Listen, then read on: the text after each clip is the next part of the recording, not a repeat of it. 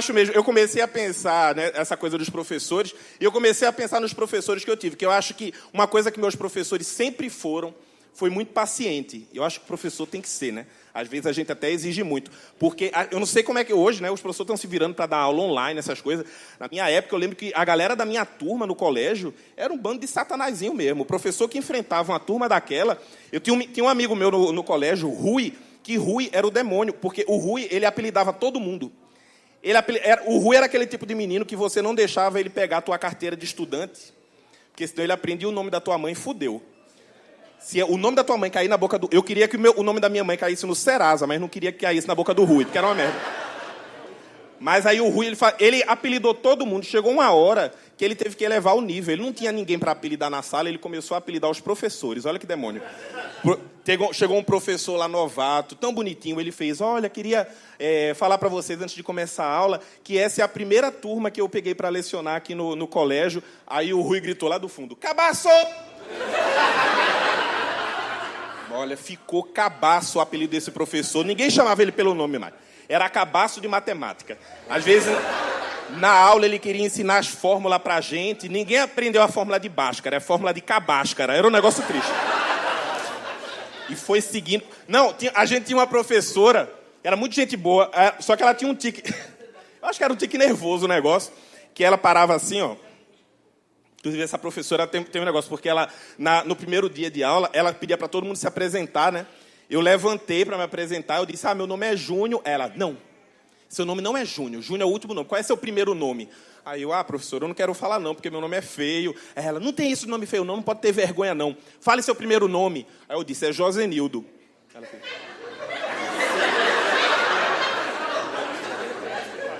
Não é que é feio, é que...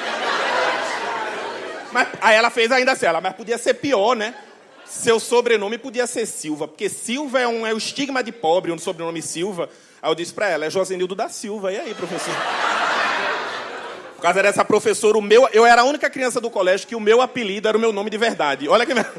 O meu apelido era Josenildo da Silva. Eu falei, professor... A professora, ela tinha um tique nervoso. Quando ela parava dando aula, ela ficava assim, ó. E aí, quando ela ia andar pro outro lado da sala, ela andava assim, ó. E aí, o negócio era a virada, porque na virada aparecia o Robocop, porque ela virava primeiro a parte de baixo, depois a parte de cima. E às vezes dava uns espasmos nela, ela tava dando a aula e fazia uns... Aí, aqui, ó, não sei o quê. Aí, menino, apelidaram ela de dançarina de break. Olha que desgraça. Ainda tinha um menino na sala que ele fazia beatbox, aí quando ela ia andando de um lado pro outro da sala, ele fazia um beatbox, aí ela ia... Hey! Aí eu falei, caralho!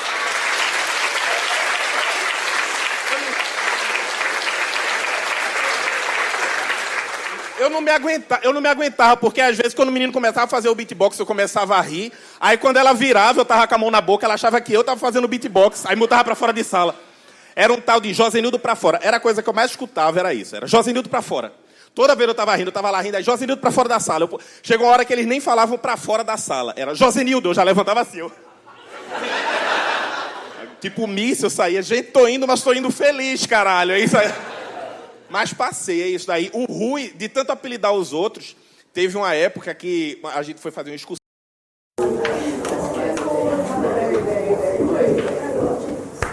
Silêncio aí, pessoal. Vamos anotar aí o que tá no quadro, hein? Porque isso aqui, ó, cai na prova, hein? 10, 9, 8, 7, 6, 5, 4, 3, 2, 1, 0.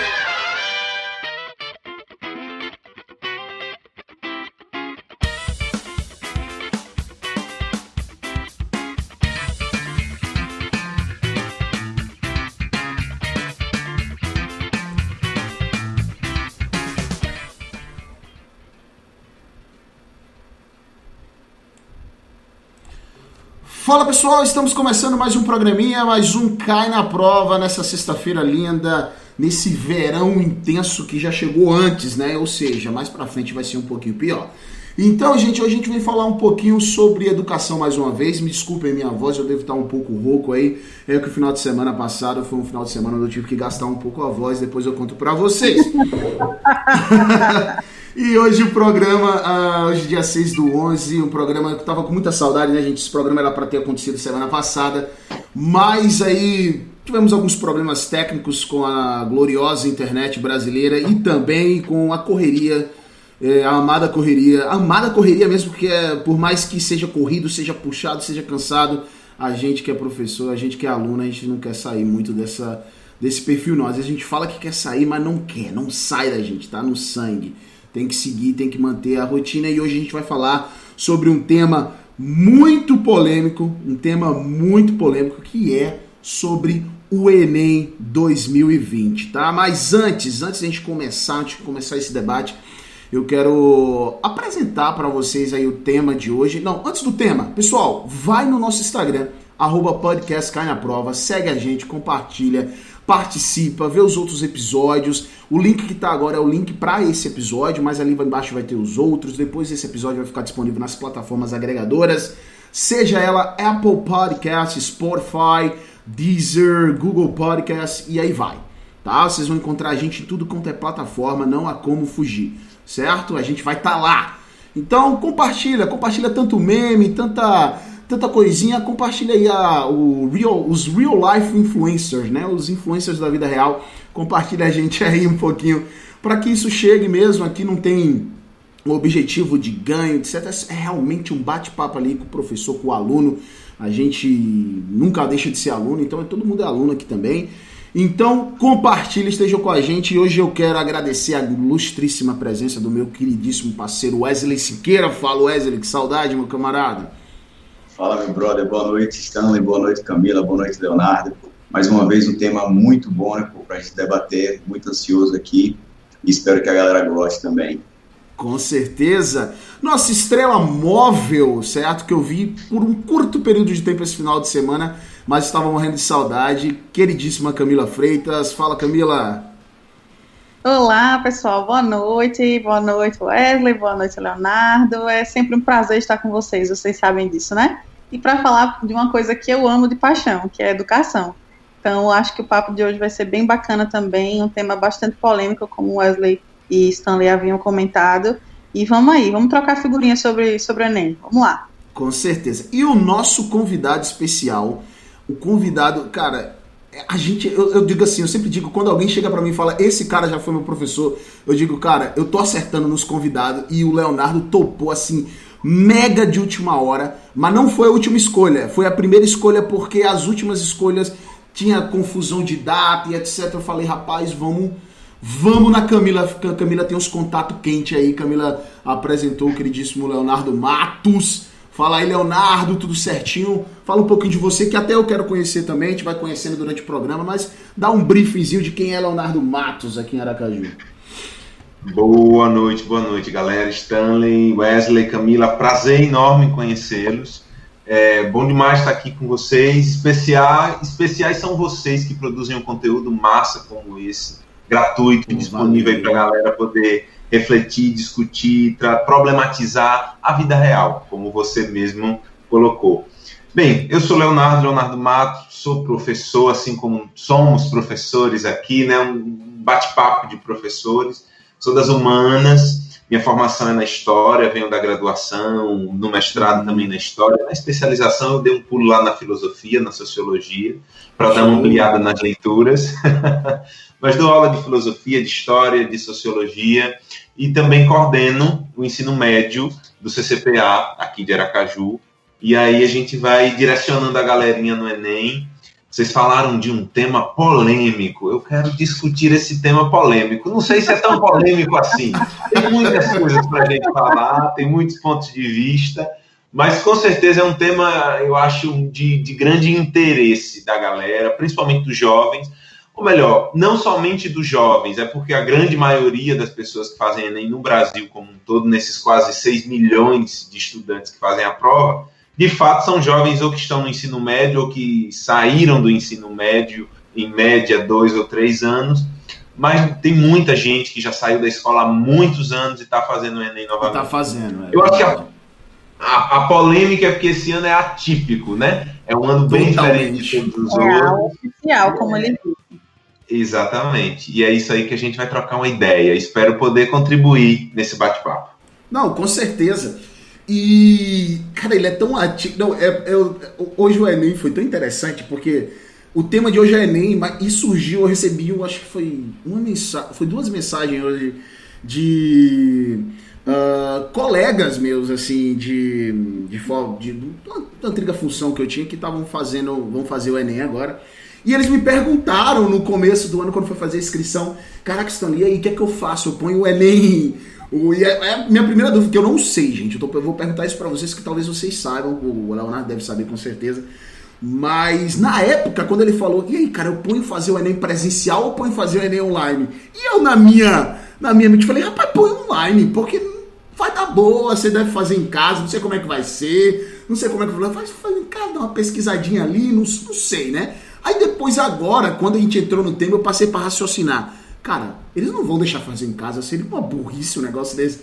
Aí esse colega meu chegou e já começou. Aí quando eu comentei isso com ele, que ia falar sobre esse tema, ele falou: ô Stanley, mas e aí? É melhor em casa? Eu falei, aí ele falou, mas eu vou poder fazer em casa. Eu falei pra ele, claro que não, cara. Claro que não pode poder fazer, você é doido. Eu falei, mas tu mandou fazer por causa disso. Rapaz, então, deixa eu te contar uma coisa. Ele falou, não acredito que tu fez isso. Aí eu tenho que mudar. Ele acha que não tem mais não. Mas, gente, compartilha comigo. Vocês sabem como é que vai funcionar esse sistema online de prova? Eu não tô sabendo. Então, pode ficar à vontade aí. Quem quiser, que acha Leonardo, pode já falar, já se acha como é que vai ser. Então, a lógica é a seguinte. Isso foi um projeto lançado pelo governo ano passado, em 2019. É um projeto que o governo federal tem. Na realidade, no primeiro olhar, as pessoas imaginaram que era um projeto do atual governo, mas não é um projeto do atual governo, é um projeto do MEC, que vem do finalzinho do governo Dilma, perpassou o governo Temer e adentrou, na realidade foi divulgado agora no atual governo, que é o projeto de transformar a prova do Enem em uma prova online. Esse projeto prevê que em 2026 o Enem vai ser uma prova 100% online. É engraçado que no início do ano, quando isso foi lançado, foi uma polêmica. Eu estava, inclusive, no bolo da galera que fez, mas, meu Deus, como é possível? Não é possível. Hoje todo mundo faz simulado online, né? A pandemia obrigou a gente a fazer prova online, simulado online, as plataformas de ensino todas se adaptaram de uma semana para outra. Enfim, mas a ideia não é uma prova em casa. Pelo contrário, a prova, como é a prova de ingresso no ensino superior do Brasil, a prova ela acontece num ambiente controlado. Então, a pessoa sai de casa, vai para um lugar específico onde a prova vai acontecer, em alguma escola. Né? As escolas foram selecionadas a priori. Não seriam todos os estados do Brasil que fariam o Enem online. A priori, só eram 11 estados. Mas depois o governo, não sei se porque houve uma adesão muito grande de escolas pelo Brasil, resolveu ampliar nacionalmente. Então, vai ter Enem online em todos os estados, ou pelo menos em todos que foi possível. Que tem estrutura, né? Porque a escola, para se inscrever, ela precisava ter estrutura. Porque não é só a sala de aula, a escola também vai fornecer os computadores, notebooks ou Chromebooks para que seja executada a prova. Agora, o detalhe, a prova é online, a prova objetiva, né? As 4 áreas do conhecimento, natureza, humanas, matemática e linguagens. A prova de redação é uma prova física, então ele recebe a proposta de redação, recebe o rascunho, recebe a folha oficial, produz o texto dele e entrega ao fiscal, ao mesmo tempo que ele finaliza também a prova no computador. É melhor fazer tudo físico mesmo? Já vai ter que... É porque, sei lá, não sei você, Camila. Olha, eu sou muito adepta a tecnologias, né? Você me conhece. Pesquiso bastante, principalmente tecnologias na área educacional. Não, eu sou também, por isso, mas... E quando se fala assim nesse tipo de prova, seria uma prova mista, né? Onde a gente tem uma prova... a parte que seria feita de forma online e a outra, né, que seria a prova de redação, seria física mesmo. Eu acho que pode poupar um pouco de tempo para os participantes. Tem esse ponto, é verdade. Talvez possa poupar um pouco mais de tempo, né? Não sei. Mas também penso que, como o Leonardo colocou, né? A escola, quando ela foi se inscrever, ela tinha que atender vários requisitos. E aí vem aquela questão da conectividade, né? A gente sabe que, infelizmente, a conectividade não é nem aqui no estado, é no nosso país. Nossa. Não é. Gente, não fala. Cara, então, quando vocês chegam em conectividade... Nessa questão da conectividade, como é que vai ser? Terrível. E se cair, se travar? E aí, tá entendendo? Eu fico me perguntando sobre isso. Como é que eles podem proceder? Se isso vai realmente ser mais positivo ou se ele vai, né, ser um pouco mais negativo para o aluno. Eu acredito que, assim, a ideia, ela tem seu lado bom e o lado preocupante, né? Não diria nem ruim, porque como ela mesma falou, que é adepta à tecnologia, né? Também sou, e a gente tem que acompanhar o tempo, né? E não ficar parado nele. O lado ruim, aliás, a preocupação é se teremos computadores suficientes, né? De qualidade, e não aquele positivo que não é uma marca que vai lhe dar muitos anos, né, de uso com qualidade. Então, a priori, a ideia é economizar, né, na impressão, né, das provas, que realmente é um custo bem alto. Mas, sendo que, com relação à conexão, à conectividade e tudo, eu acredito que o sistema, ele seja, claro, testado com muita antecedência, né, porque, quer queira, quer não, se trata de uma segurança, né, já tivemos provas do Enem vazada.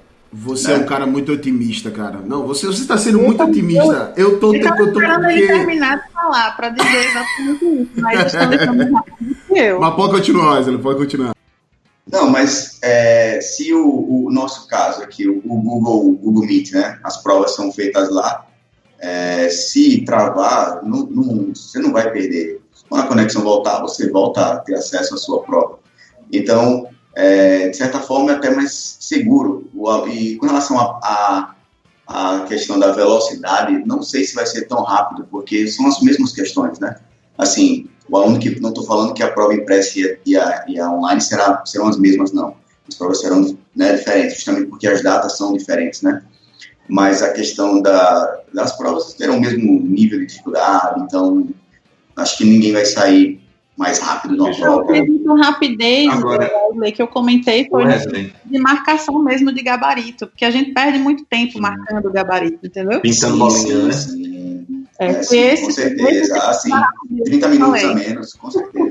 Média 30 minutos, Agora, Wesley, eu não vou deixar você só no campo dos otimistas, não. Vou fazer uma barreira junto com você aqui, na lógica dos otimistas. Eu acho que existem pontos, sim, concordo, que a gente precisa ter cuidado, afinal de contas, a gente vive em um país de uma diversidade de situações e cenários muito grande, né?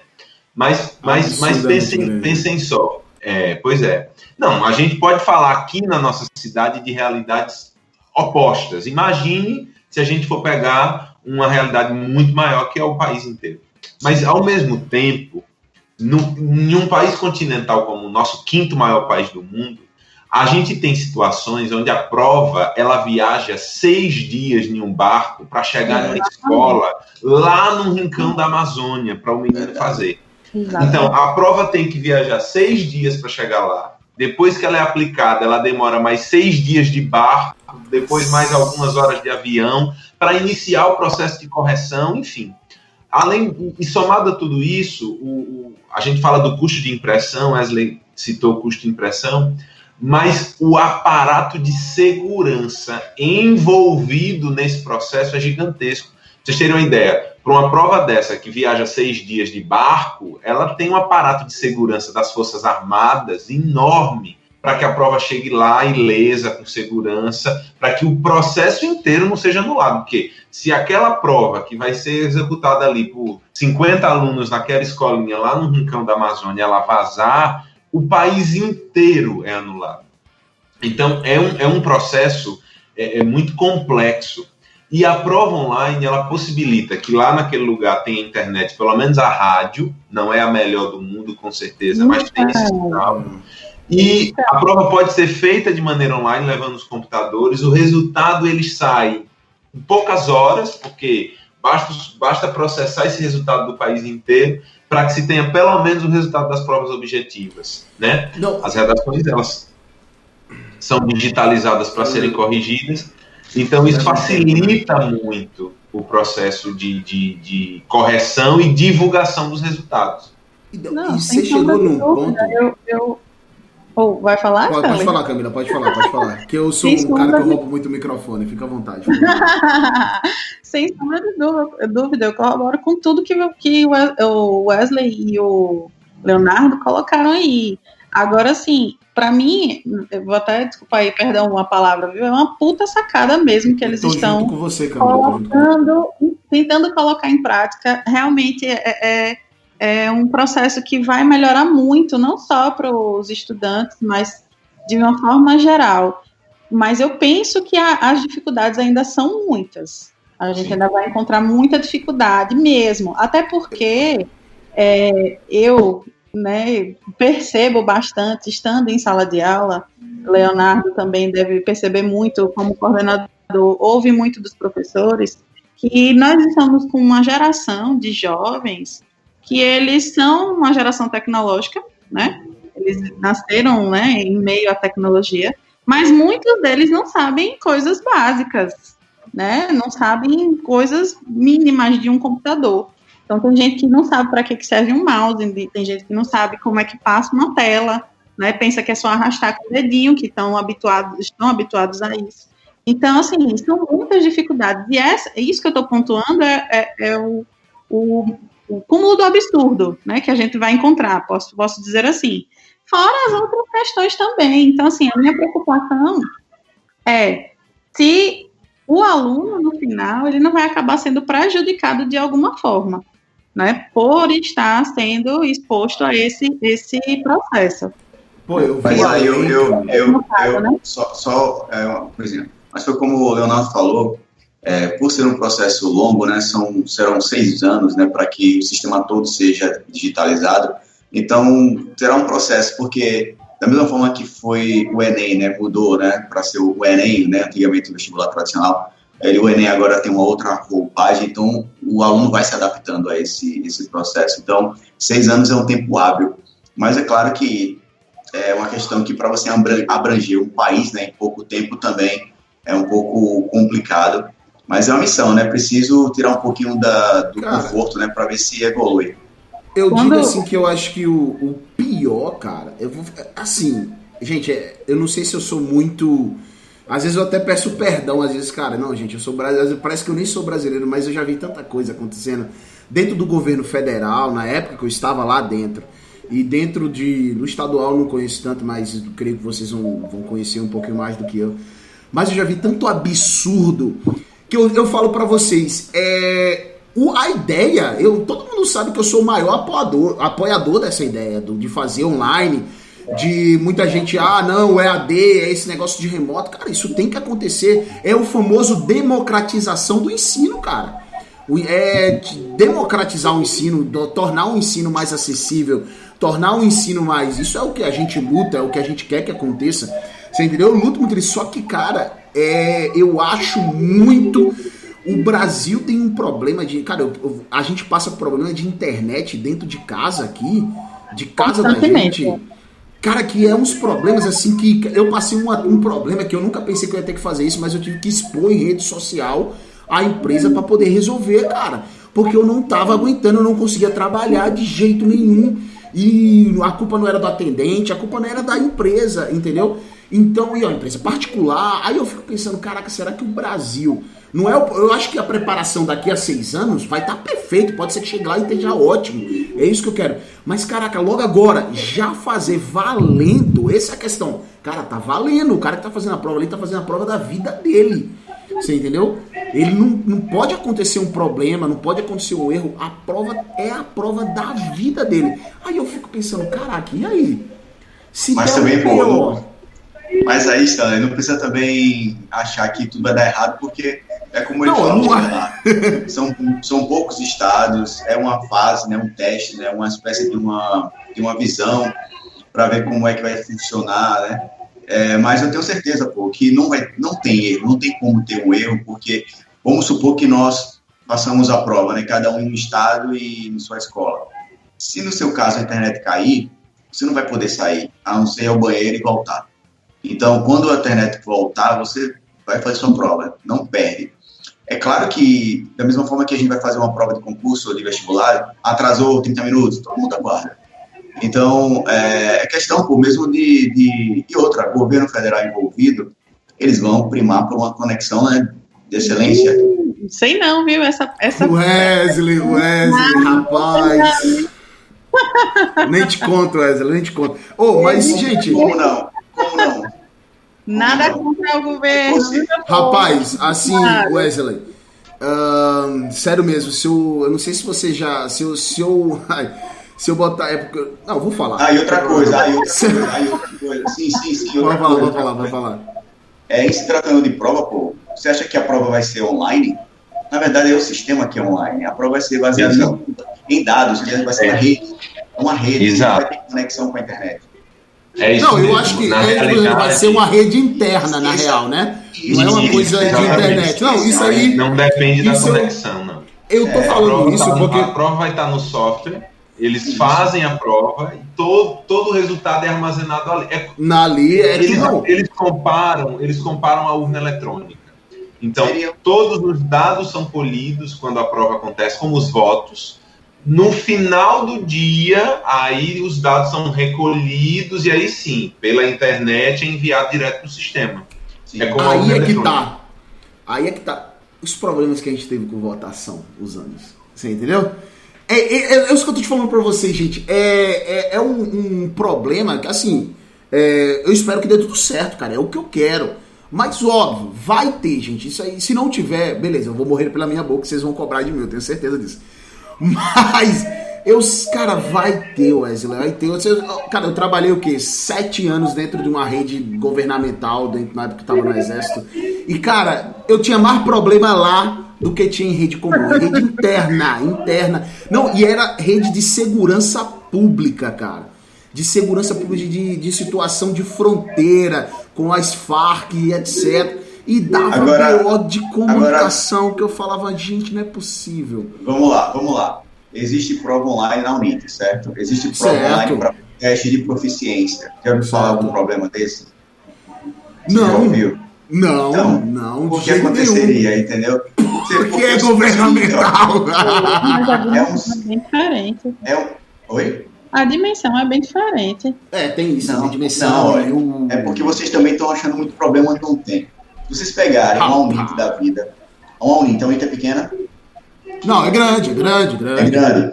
Uma prova lá, pô, não vá pensar no tamanho do país, pense no tamanho da universidade. A universidade suporta. Então, por que outras universidades ou escolas não suportariam uma rede fechada para você estar... A prova, gente, olha, ela já está lá no sistema. Você olha, pessoal, a prova já está aí. Tantos minutos vai ser liberada. Pronto, acabou. Não vai precisar de internet, foi como o Leonardo falou, não precisa de internet. Então, assim, é claro que a maior, como eu falei, a parte mais desafiadora é você ter computadores, né, suficientes. Essa é a parte mais difícil. Mas como é um processo que é lento, né, não é de uma hora para outra, são 6 anos. São 6 anos, Então, acredito que a cada ano, né, vai ampliando o número de estados, né, e, consequentemente, o número de alunos. E também não quer dizer que os alunos serão obrigados a fazer apenas a prova online, porque nem todo mundo tem acesso. Já até falou. Agora, o teste de 2020 é um teste com 100 mil alunos. E a intenção é a cada ano ampliar esse quantitativo. Mas o que eu acho muito bacana nessas divergências que a gente está tendo aqui é porque a gente está no meio da quebra de um paradigma, né? Um modelo de educação para a construção de um outro. Isso aconteceu quando se buscou as urnas eletrônicas, por exemplo, processo eleitoral no Brasil, e vai acontecer sempre quando se está mudando um processo. Está mudando. Né? Desconstruindo um modelo na construção de outro. E o massa de discussões dessas, como a gente está tendo, é que são a partir delas que o processo amador. Gente, vai ganhar experiência. Não. Faz todo sentido.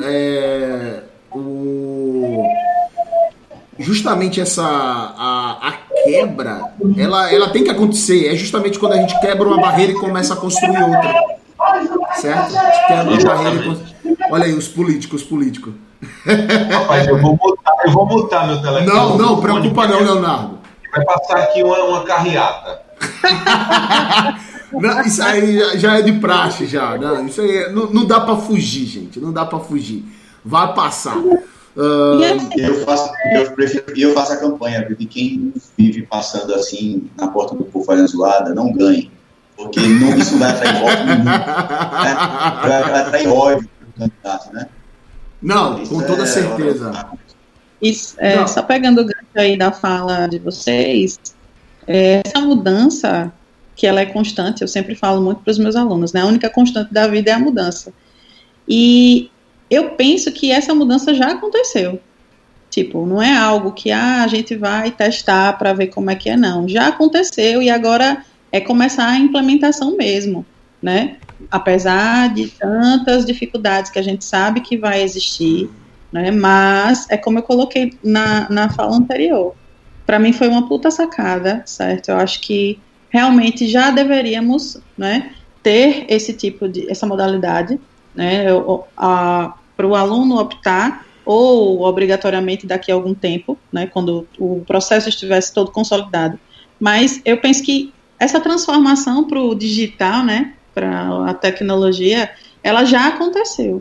E é como Wesley colocou, a gente precisa acompanhar, mesmo diante de tantas dificuldades, mas a gente precisa ir, né, engatinhando mesmo, errando aqui, aprendendo ali e construindo um novo futuro aí. Não, eu digo assim, se tem... Vocês como alunos, já fizeram uma prova online como alunos? Já. Eu fiz agora, né, recentemente, mas agora, né? Isso, e o que acharam? Não, eu não reclamo não, Leonardo. Eu gostei pra caramba. Eu vou falar pra vocês que, pra mim, o ensino remoto eu não tenho o que reclamar, não. Você entendeu? Eu digo, pô, é cansativo, porque eu já trabalho no remoto, né? Que eu dou aula no remoto e tô tendo aula no remoto. Mas não é uma coisa ruim, entendeu? Nossa, maçante. O presencial é muito 1000 vezes melhor e tem que acabar com o remoto. Não, cara, ele tem que existir. Ele tem que existir o remoto. A opção tem que existir. O que eu digo que, assim, pra ser valendo agora, já que tá em teste, eu acho que tinha que ter... Assim, quer pôr valendo, mas eu acho que já deve ter isso aqui, que tenham medidas de segurança se acontecer alguma coisa errada. Tipo, o que é que eu vou fazer se isso acontecer? Se tem isso, cara, não tem estresse. Se você tem a medida no famoso corretor de M, né? O corretor de M, aí não tem estresse. Porque daí aconteceu o problema, você vai lá, resolve e não tem estresse. O problema é, por exemplo, se dá um problema e o aluno fica pensando, que eu acho que também não é o que vai acontecer, né? Porque hoje em dia você vai, joga na mídia, joga na rede social, explana o negócio, já tá no Fantástico, desmoraliza mais ainda o governo que já tá todo desmoralizado e resolve o problema na marra. Mas o maior medo é esse. Mas se tiver uma medida... Mas talvez, Stanley, não sei se vocês vão concordar comigo, mas talvez até nem chegue a 2026 esse novo sistema. Por quê? Porque eu vejo, na verdade, eu acho que até o Leonardo e Camila devem estar muito mais a par dessa situação que eu vou falar agora do que eu. Mas o ensino mundial, ele já está... Aliás, ele não tem mais esse esquema de fazer uma prova para ingressar na universidade, né? Ele aproveita o conhecimento do aluno, né, enquanto ensino médio, para ingressar, né, na universidade, né? Então, é bem mais justo. Né? E até cogitaram de um 4º ano, né? Seria o ano mesmo para finalizar, né, com qualidade. Então, assim, 2026 está um pouco longe, mas ao mesmo tempo isso pode mudar esse sistema, né, de avaliação do Enem, que eu também sou a favor, sabe? Eu acho que essa prova ela é mais um filme de terror do que uma passagem para a Europa, sabe? É real, totalmente. Eu acho que é muita pressão, né? É muita pressão para o aluno.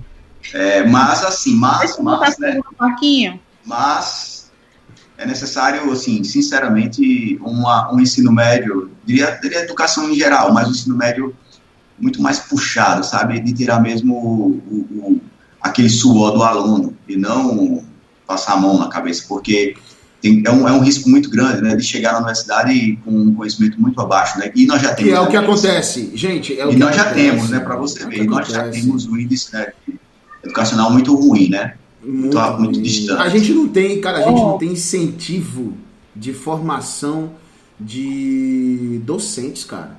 A gente não tem isso, esse incentivo de... Eu, pelo menos, nunca vi, gente. Você, de coração pra vocês, a gente não tem... Eu não sei vocês, mas eu nunca ouvi um pai chegar pro filho, eu quero que meu filho seja professor.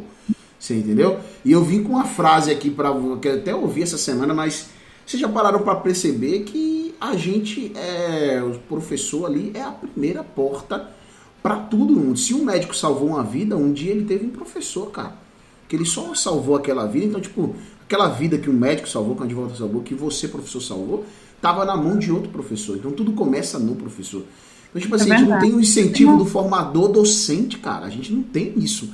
Um incentivo de, tipo assim, cara, vamos incentivar a galera a ser professor, cara. Você entendeu? A gente precisa que isso seja... Às vezes tem pessoas que nasceram para... Eu canso de ver profissionais. Hoje eu ouvi um cara que eu acompanho bastante, que não é professor, mas ele fala, cara, eu sou um professor frustrado. Porque eu sempre quis ensinar, você entendeu? Na área dele, mas eu nunca tive um incentivo. Hoje eu tô na minha área, já assim, ele é um cara, tem bastante dinheiro, etc. Mas ele fala, eu sempre quis ensinar, hoje eu já tô velho, você entendeu? Hoje eu ensino do meu jeito ali, mas eu lá atrás eu poderia ter sido... E eu não tive um incentivo, um gatilho para isso. Eu sempre tive o contrário, desmotivadores para ser professor. Verdade. Entendeu? Eu tenho uma pergunta, Leonardo. Posso? Claro. Você, não é, hoje que está coordenando aí essa turminha do ensino médio aí, do terceiro ano.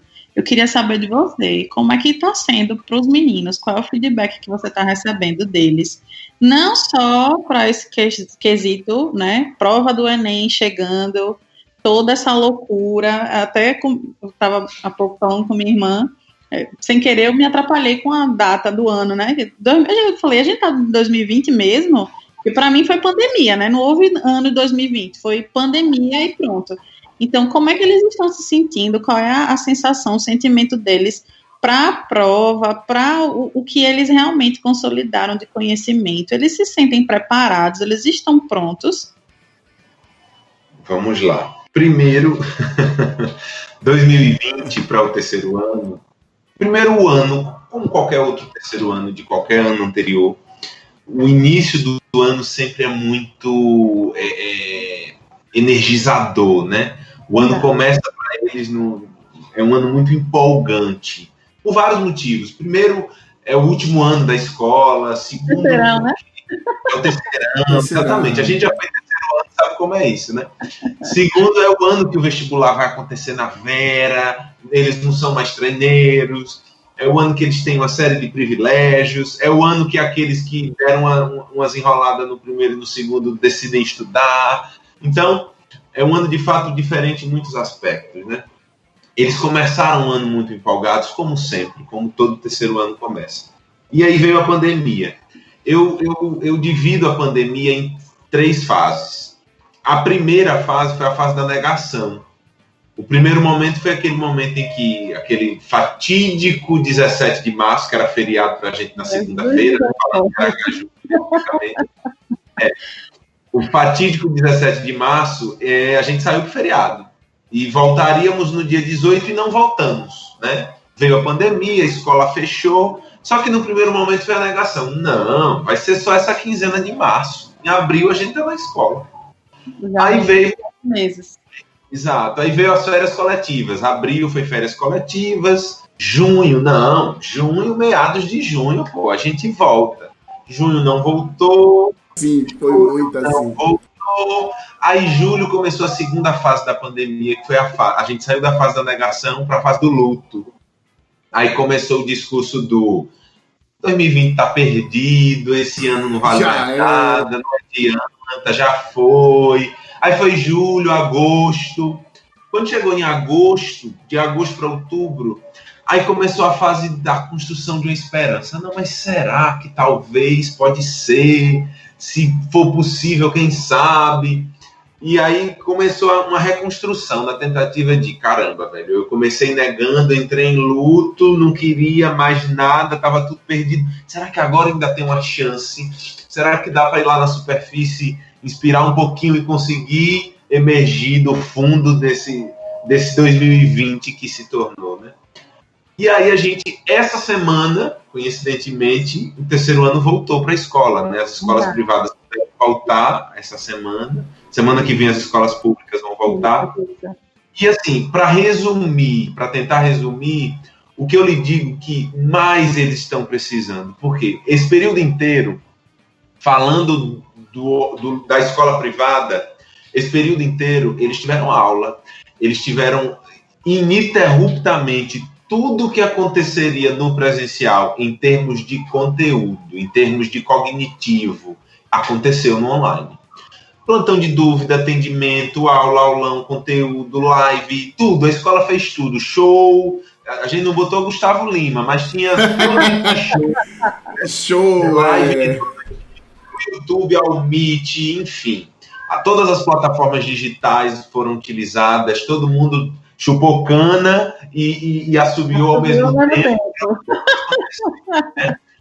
Agora, tudo que não teve, e esse é o nosso grande objetivo hoje, em novembro, quando a gente volta para o presencial.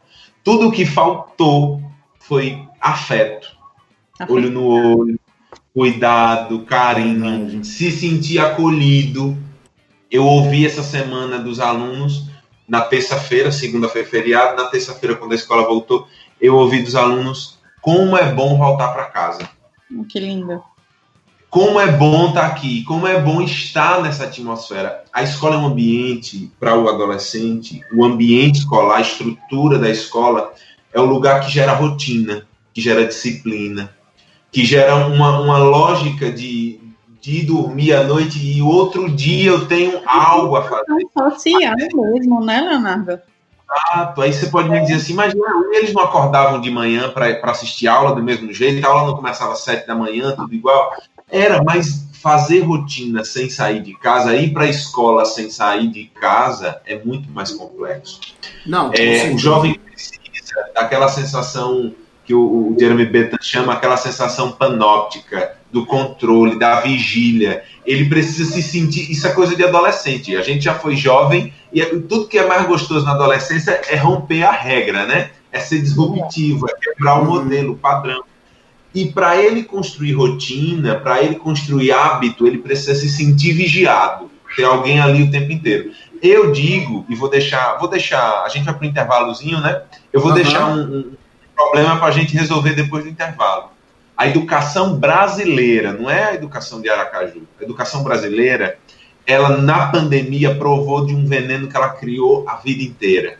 Caraca, um veneno de uma educação, de um processo de formação passiva. Nós somos formados em uma escola que nos ensina a ser passivos, onde a gente senta no banco da escola, o professor passa 50 minutos falando, vomitando conteúdo sem parar e a gente passivamente absorve. E a pandemia exigiu um processo ativo de aprendizagem. Eu já disse que eu sou fã. Aonde antes a escola era a dona da bola do processo, né? Legal. E na pandemia o aluno que era o dono da bola. Então era ele que determinava como deveria a coisa acontecer. Só que ele não foi ensinado a ter autonomia, a fazer escolhas. Esse é um grande problema. A pandemia deixou aí. Até dói ter que ir pro intervalo, mas se eu for, quem corta é o programa, não sou eu. Mas, gente, a gente já volta daqui a 2 minutinhos. Não vai nem demorar, é só o tempo de a gente reiniciar o nosso espaço novamente com mais um tempinho aí. A gente volta, já tem uma pergunta. A maioria das perguntas que fizeram durante o programa se responderam no programa. Mas a gente tem uma pergunta aqui que não respondeu, que eu não faço a mínima ideia como responder isso. Então eu vou passar para vocês logo quando começar o programa, depois que a gente continuar falando desse veneno que, cara, trouxe a essência do que a gente tem falado desde o primeiro programa do Cai na Prova, sobre o problema da base, que é isso aí. É o problema, o aluno não saber e não ser ensinado a fazer o ativo. Certo, gente? A gente já volta já. Fica aí com a gente. Só faz atualizar a página e vocês vão ver o segundo bloco. Valeu!